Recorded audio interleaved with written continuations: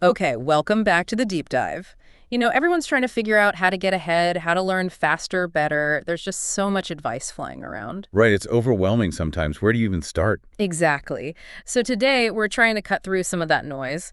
We're looking at a YouTube video from Robert Greene called Three Essential Skills for Today's World. Ah, Robert Greene. Yeah. Always interesting perspectives. Definitely. And his angle here isn't about, like, the latest coding language or marketing hack. It's more fundamental. Yeah, he's talking about core personal skills, things that make you adaptable, effective, no matter what the specific job or, situation is. Foundational stuff. Okay, let's get into it then. Skill number one he brings up. It's interesting. He says we need to see social interaction itself as a skill, not just like something you're born good or bad at. That's a really key distinction, isn't it? Thinking of it as something learnable. Getting along with people, cooperating, working in a team. He argues that you can actively develop that. So how does he suggest you do that? Is it just practice? Well, yes, practice, but it's more about conscious attention. Really paying attention to the people around you. Trying to understand what they might need, what their perspective is. Tuning in. Exactly. Being sensitive to their mood, their energy, as he puts it. It's not about being fake, but about being perceptive. And the payoff is huge, presumably. Like working better in teams. Handling criticism without getting defensive, not accidentally offending people. Yeah. All those things that can derail even the smartest person. He makes that point really strongly, doesn't he, about how someone can be incredibly talented, like a top athlete or whatever. Right. But if their social skills are terrible, if they alienate everyone. It completely neutralizes their other abilities. I've definitely seen versions of that happen. Yeah, me too.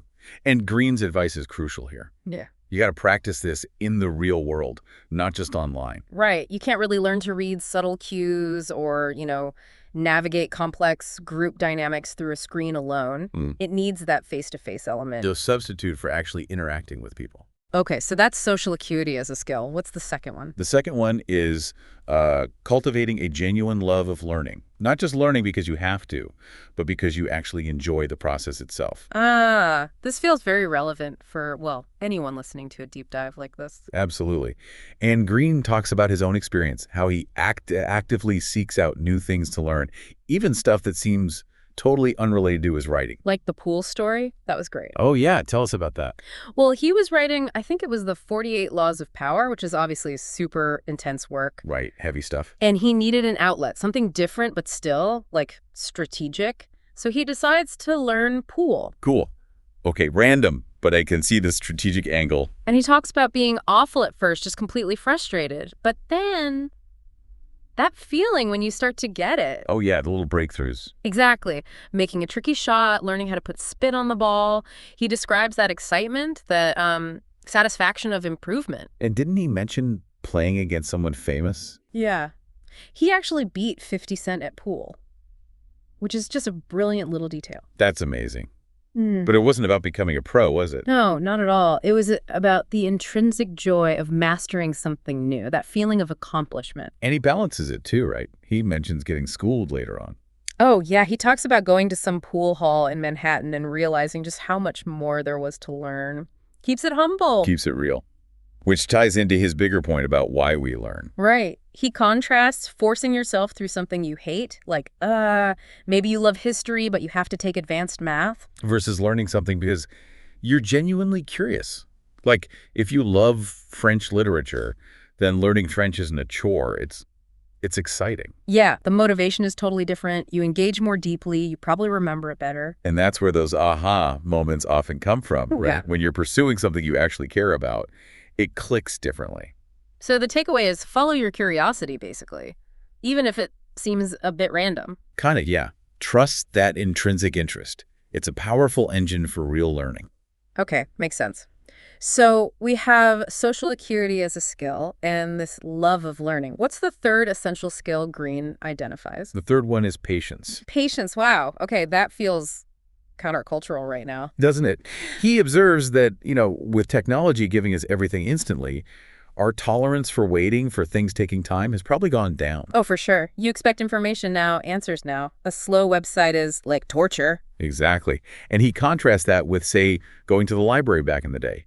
You had to be patient. Finding information took time and effort. You had to physically search, dig through things. Right. And that process, Greene argues, built a certain muscle for tolerating delay, for understanding that some things just take time. So the lack of that friction now, while convenient, might be weakening our patience. That seems to be his point. We need to consciously cultivate the ability to embrace slowness, especially when it comes to learning complex skills. Because learning is often slow and frustrating, isn't it? Thinking back to his pool example again. Precisely. He explicitly mentions the pain involved in the early stages, that frustration when you're just not getting it. And patience is what gets you through that initial hump. Yes. It's about persisting through the difficulty, understanding it's part of the process, not a sign you should just quit. He also connects patience to related things like tolerating boredom. Yeah, and managing anxiety. Because if you're impatient, facing a long project or a steep learning curve can feel really stressful. You want to be done already. Right. But if you can manage that impatience, that anxiety, maybe even that boredom that sometimes comes with repetitive practice, then you can actually focus. You can zero in on the details, the micro aspects, as he calls them, the small steps that actually lead to improvement over time. So it's about shifting focus from the end goal to the immediate process. I think that's a big part of it. Being present with the learning itself, rather than just obsessing about reaching the finish line instantly. Okay, so these three skills, social acuity, love of learning, patience, they sound like pretty powerful foundations. How does Greene see them working together in the bigger picture? Well, he positions them as the essential groundwork for achieving, real mastery in anything. You need these personal qualities first. Before you can really excel at the specifics. Kind of, yeah. And he has this interesting idea about combining skills later on. He suggests focusing on developing maybe 2 core skills you're passionate about. Okay. And then maybe around your 30s, looking for ways to fuse them together, to create something new, something unique that comes from that specific intersection. Like his own example. Exactly. He talks about combining his writing skills with his deep research abilities. That combination is what produced the 48 Laws of Power. It wasn't just one or the other. It was the synergy. Right. The synergy between skills he'd patiently developed because he had that love of learning and presumably the social skills to navigate the research and publishing world. And in today's world, where you can learn almost anything. That potential for combining skills in novel ways is huge. If you have these foundational abilities, the social intelligence, the passion to learn, the patience to stick with it, Greene basically says something brilliant will happen. You'll find your unique combination. Yeah, you'll connect the dots in your own way. Okay, so let's just quickly recap those 3 core skills from Robert Greene. First, treating social interaction as a learnable skill. Second, fostering that deep intrinsic love for the learning process itself, following your curiosity. And third, cultivating patience, recognizing its value and necessity, especially now. Pretty powerful trio when you put them together. Definitely. Which brings us to a final thought to leave folks with. Thinking about these 3, social skillfulness, love of learning, patience, which one feels like the biggest area for you right now to maybe actively work on? Yeah, which one, if you strengthened it, could unlock more growth in the things you actually care about? And maybe even thinking about how they could start to weave together in your own life, what unexpected opportunities might emerge from combining your developing skills. Something to definitely reflect on.